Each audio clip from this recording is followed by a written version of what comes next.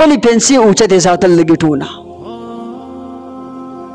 رسول الله صلی الله علیه وسلم فرمای ما اسفل من الكعبين من الإذار ففي النار.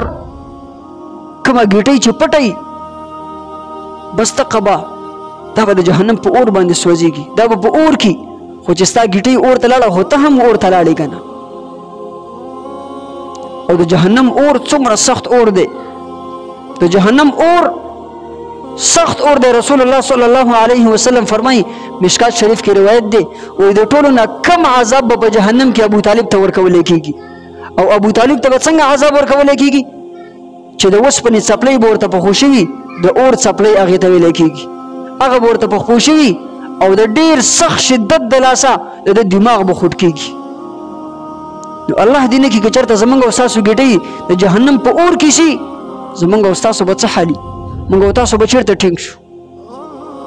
او د افسوس خبره نن دا ده چې نن په معاشره کې د رسول الله صلی الله علیه وسلم دغه سنت دا بالکل پرېښودلی شوی دی.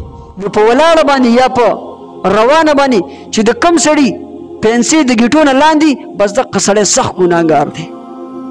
نو دوه عملونه شول، یو عمل دا چې ګیره پرېښودل، دویم عمل دا چې د خپلو پنسو حفاظت کول، خپل پنسي اوچتې ساتل د خپلو ګیټو نه.